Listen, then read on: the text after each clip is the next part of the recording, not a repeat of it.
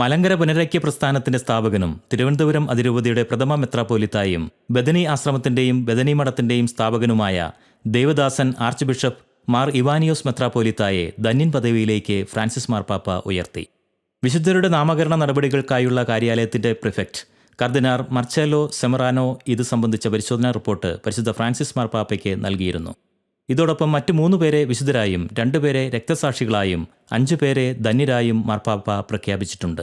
മലങ്കര സുറിയാനി കത്തോലിക്ക സഭയുടെ നേതൃത്വത്തിലുള്ള കൃതജ്ഞതാബലിയും അനുസ്മരണ ശുശ്രൂഷകളും വെള്ളിയാഴ്ച വൈകിട്ട് 4-ന് കബറിടം സ്ഥിതി ചെയ്യുന്ന പട്ടം സെന്റ് മേരീസ് മേജർ ആർക്കി എപ്പാർക്കിൽ കത്തീഡ്രൽ ദേവാലയത്തിൽ നടക്കും.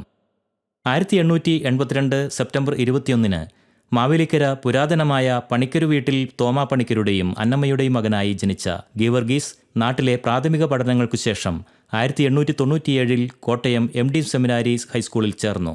തുടർന്ന് മദ്രാസ് ക്രിസ്ത്യൻ കോളേജിൽ നിന്നും കൽക്കട്ട സെറാംപൂർ കോളേജിൽ നിന്നും ഉപരിപഠനം നടത്തി. മലങ്കര നസ്രാണികളുടെ ഇടയിൽ ആദ്യത്തെ MA ബിരുദധാരിയായി 1900 ജനുവരി 9-ന് മലങ്കര മെത്രാപ്പൊലിത്തയായിരുന്ന പുൽക്കോട്ടിൽ മാർ ദിവന്യാസിയോസിൽ നിന്നും ശമാശപട്ടം സ്വീകരിച്ചു. 1908 സെപ്റ്റംബർ 15-ന് വട്ടശ്ശേരിൽ മാർ ദിവന്യാസിയോസ് മെത്രാപ്പൊലിത്തായിൽ നിന്നും വൈദിക പട്ടം സ്വീകരിച്ചു. MD സെമിനാരി ഹൈസ്കൂളിന്റെ പ്രിൻസിപ്പലായി നിയമിതനായി. തുടർന്ന് സെറാംപൂർ യൂണിവേഴ്സിറ്റിയിൽ പ്രൊഫസറായി നിയമിതനായി. സന്യാസ ജീവിതാഭിമുഖ്യത്താൽ നാട്ടിൽ തിരിച്ചെത്തി 1919 ആഗസ്റ്റ് 15-ന് റാന്നി പെരുന്നാട്ടിൽ ബദനി ആശ്രമം സ്ഥാപിച്ചു. 1925 മെയ് 1-ന് ബസേലിയോസ് ഗീവർഗീസ് പ്രഥമൻ ബാവായിൽ നിന്നും പരുമലയിൽ വെച്ച് ബദനിയുടെ മെത്രാപ്പൊലിത്തയായി അഭിഷിക്തനായി. ഗീവർഗീസ് മാർ ഇവാനിയോസ് എന്ന പേര് സ്വീകരിച്ചു. 1930 സെപ്റ്റംബർ 20-ന് മാർ തെയോഫിലോസ് എപ്പിസ്കോപ്പയോടും മറ്റ് 3 പേരോടും കൂടി കൊല്ലം തങ്കശ്ശേരിയിലെ ബിഷപ്സ് ഹൗസ് ചാപ്പലിൽ വെച്ച് അന്നത്തെ കൊല്ലം മെത്രാൻ അലോഷ്യസ് മരിയ ബെൻസിഗറിന്റെ മുമ്പാകെ കത്തോലിക്ക സഭയിൽ ചേർന്നു.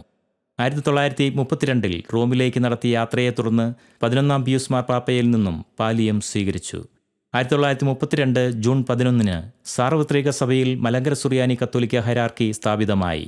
തിരുവനന്തപുരം അതിരൂപതയുടെ പ്രഥമ മെത്രാപ്പൊലിത്തയായി നിയമിതനായി.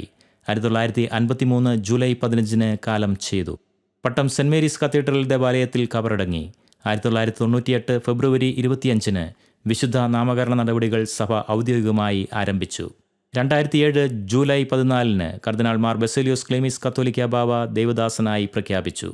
വിശുദ്ധ നാമകരണ നടപടികളുടെ ഭാഗമായി 2014 ജൂൺ 23-ന് ദേവദാസൻ മാർ ഇവാനിയോസിന്റെ കബറിടം തുറന്ന് പരിശോധിച്ചിരുന്നു.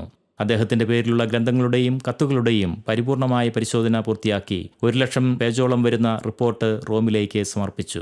വിശുദ്ധരുടെ നാമകരണ നടപടികൾക്കുള്ള കാര്യാലയം പ്രസ്തുത റിപ്പോർട്ടിന്മേലുള്ള പരിശോധനകൾ പൂർത്തിയാക്കിയാണ് ധന്യൻ പദവിയിലേക്ക് ഉയർത്തുന്നതിനുള്ള ശുപാർശകൾ മാർപ്പാപ്പയ്ക്ക് നൽകിയത്. ഇതിനെ തുടർന്നാണ് പരിശുദ്ധ ഫ്രാൻസിസ് മാർപ്പാപ്പ ഇപ്പോഴത്തെ പ്രഖ്യാപനം നടത്തിയത്. നാമകരണ നടപടിയിൽ ഇനിയും പൂർത്തിയാകാനുള്ളത് വാഴ്ത്തപ്പെട്ടവൻ, വിശുദ്ധൻ എന്നീ പദവികളാണ്. ധന്യൻ മാർ ഇവാനിയോസിന്റെ സ്വർഗീയ മധ്യസ്ഥതയിൽ അത്ഭുതങ്ങൾ സ്ഥിരീകരിക്കുമ്പോഴാണ് പ്രസ്തുത പ്രഖ്യാപനങ്ങൾ നടക്കുന്നത്.